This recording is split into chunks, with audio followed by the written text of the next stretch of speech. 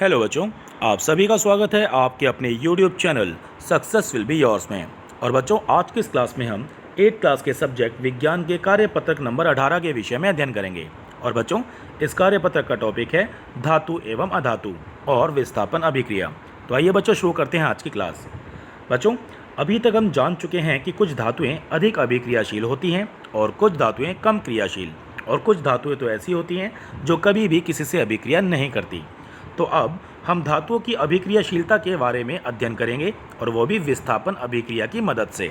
अर्थात विस्थापन अभिक्रिया के द्वारा हम जानेंगे कि कौन सी धातुएं अधिक अभिक्रियाशील हैं और कौन सी धातुएं कम क्रियाशील। तो आइए अब हम बात करेंगे बच्चों, जो क्रियाकलाप यहाँ पर आपको दिया गया है। अब हमें क्या करना है बच्चों?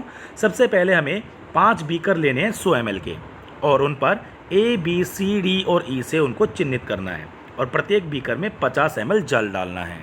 तो यहाँ देखिए बच्चों, आपको यहाँ पर 5 बीकर दिए गए हैं, A, B, C, D और E। हर बीकर में आपको 50 ml जल डालना है। उसके बाद क्या करना है? प्रत्येक बीकर में दर्शाए गए पदार्थों को उनमें से प्रत्येक का एक एक चम्मच हर बीकर में डालना है। जो भी सब्सटेंस, जो भी पदार्थ आपको दिया गया होगा, उस सब्सटेंस का एक एक चम्मच प्रत्येक बीकर में डालकर घोलना है पानी में। अब इन बीकरों को बिना छेड़े कुछ समय तक रखा रहने देना है, और उसके बाद जो प्रेक्षण है, जो ऑब्जर्वेशन है, उनको लिखना है। तो बच्चों, क्या करना है? देखिए, ये 5 बीकर आपको दिए गए हैं, A, B, C, D और E। सब में 50 ml आपने पानी डाला। बीकर ए में हमने क्या करना है? बीकर ए में हम डालेंगे कॉपर सल्फेट और जिंक के थोड़े से टुकड़े। बीकर बी में डालेंगे हम कॉपर सल्फेट प्लस में लोहे की थोड़ी सी कीलें।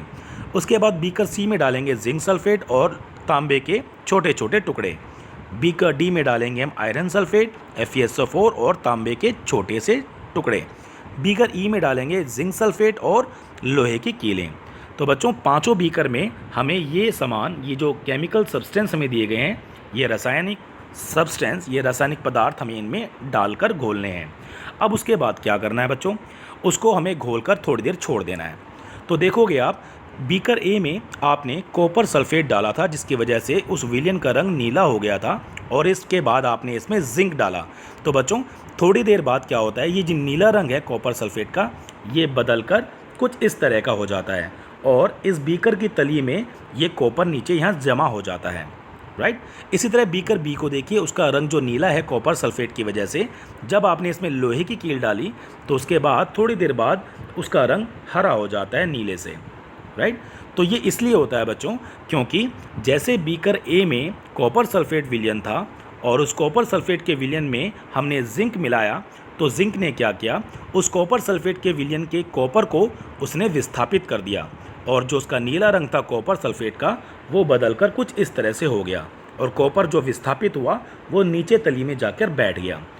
तो बच्चों, यहाँ पर आपने देखा, कॉपर सल्फेट के विलयन में जब जिंक मिलाया गया, तो जिंक ने उस कॉपर को विस्थापित कर दिया, अलग कर दिया, और खुद ZnSO4 जिंक सल्फेट उसने बना दिया, जिसका रंग नीले से बदलकर कुछ इस तरह से हो गया। इसी तरह बीकर बी में भी आयरन, जो लोहे की कील डाली थी, उसने क्या किया? कॉपर सल्फेट के विलयन में जब लोहे की कील डाली गई, तो उस आयरन ने उस कॉपर को विस्थापित करके अलग कर दिया, और SO4 के साथ जुड़कर आयरन सल्फेट इसने बना दिया, जिसकी वजह से कॉपर सल्फेट का जो नीला रंग था वो बदलकर हरा हो गया। राइट। तो दोनों बीकर में आपने देखा कि जो अधिक अभिक्रियाशील तत्व जैसे जिंक और आयरन, इसने कॉपर को विस्थापित कर दिया, क्योंकि कॉपर एक कमज़ोर, एक वीक मेटल है। राइट। इसीलिए जो अधिक अभिक्रियाशील जो धातु थी, उसने कम अभिक्रियाशील धातु कॉपर को विस्थापित कर दिया। अब आप देखोगे बीकर नंबर C, D और E में, बीकर C का कलर जो था वो एज इट इज़ है, बीकर D का कलर भी एज इट इज़ है, और बीकर E का कलर भी बिल्कुल सेम है, उसमें कोई बदलाव नहीं हुआ। क्यों?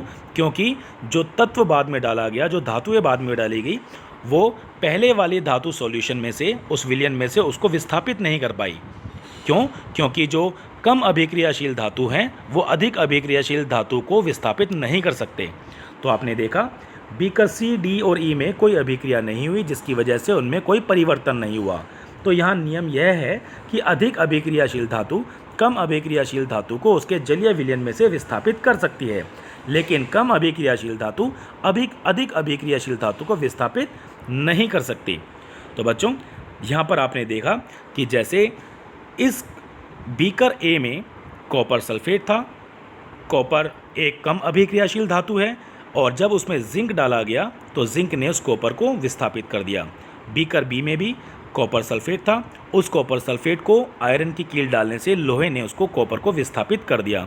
तो दोनों ही केस में जिंक और लोहा दोनों ज़्यादा अधिक अभिक्रियाशील धातु हैं अगर हम बात करें कॉपर के सॉल्यूशन में उसको डालने से, क्योंकि कॉपर को विस्थापित कर दिया गया। कॉपर एक कम अभिक्रियाशील धातु थी और जिंक और लोहा अधिक अभिक्रियाशील धातु थी जिसने कॉपर को विस्थापित आसानी से कर दिया। लेकिन बीकर सी, डी और ई में जो जिंक सल्फेट का सॉल्यूशन था, विलयन था, आयरन सल्फेट का जो विलयन था, जिंक सल्फेट का विलयन, इनको कॉपर ने विस्थापित नहीं किया।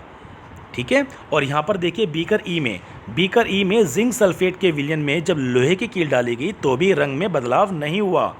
इसलिए हम ये कहेंगे कि जिंक ज़्यादा अभिक्रियाशील था और लोहा कम अभिक्रियाशील, इसलिए लोहे की कील उसको विस्थापित नहीं कर पाई। राइट। तो ये चीज़ आपको समझ में आ गई होगी बच्चों बहुत आसानी से। और आपने ये जाना कि जो कम अभिक्रियाशील धातु होती है वो अधिक अभिक्रियाशील को विस्थापित नहीं कर सकती, लेकिन अधिक अभिक्रियाशील जो धातु है वो कम अभिक्रियाशील को विस्थापित कर देती है। तो बच्चों बहुत आसान था ये कंसेप्ट और मैं आशा करता हूँ कि आपको ये कंसेप्ट समझ में आ गया होगा। अब हम बात करेंगे अभिक्रियाशीलता के आधार पर उसको श्रेणी में रखने की। तो सबसे अभिक्रियाशील कौन सी है बच्चों? जिंक। उसके बाद आयरन। और सबसे कम अभिक्रियाशील धातु कौन सी है? कॉपर। तो बच्चों आपने ये जाना कि सबसे अभिक्रियाशील जिंक है, उससे कम आयरन, उससे कम कॉपर। और हम बात करेंगे बच्चों यहाँ पर दिए गए प्रश्नों की अभ्यास की। यहाँ देखिए प्रश्न नंबर 1, कॉपर विलयन और कॉपर का रंग कैसा होता है? तो बच्चों नीले रंग का होता है कॉपर विलयन। अगला देखिए, कॉपर जिंक के विलयन में से जिंक को विस्थापित क्यों नहीं कर पाता? क्योंकि कॉपर जिंक से कम अभिक्रियाशील धातु होती है और कम अभिक्रियाशील धातु अधिक अभिक्रियाशील धातु को विस्थापित नहीं कर सकती। प्रश्न नंबर 3 देखिए, जिंक आयरन कॉपर को अधिक अभिक्रियाशीलता की घटते क्रम में व्यवस्थित करना है। तो बच्चों जिंक सबसे ज़्यादा अभिक्रियाशीलता, उसके बाद आयरन, देन कॉपर। तो ये उसका उत्तर है। प्रश्न नंबर 4 देखिए, क्या होता है जब एक लोहे की कील को कॉपर सल्फेट के विलयन में रख दें? जब लोहे की कील को कॉपर सल्फेट के विलयन में रखा जाता है बच्चों तो क्या होता है? ये रिएक्शन आपको यहाँ पर दिया गया है। कॉपर सल्फेट के विलयन में लोहे की कील डालने से लोहा उस कॉपर को विस्थापित कर देता है और स्वयं बन जाता है आयरन सल्फेट का विलयन। ठीक है बच्चों, तो ये इसका उत्तर है क्वेश्चन नंबर 4 का। प्रश्न नंबर 5 देखिए बच्चों, अभिक्रिया को पूर्ण करना है। जिंक प्लस में कौन सा विलयन होना चाहिए ताकि जिंक सल्फेट बन जाए और वो कॉपर अलग हो जाए? तो बच्चों इसका उत्तर होगा CuSO4, कॉपर सल्फेट का विलयन। क्योंकि जब जिंक को कॉपर सल्फेट के साथ अभिक्रिया कराई जाएगी तो कॉपर को विस्थापित कर दिया जाएगा और जिंक ZnSO4 बना देगा, जिंक सल्फेट विलयन।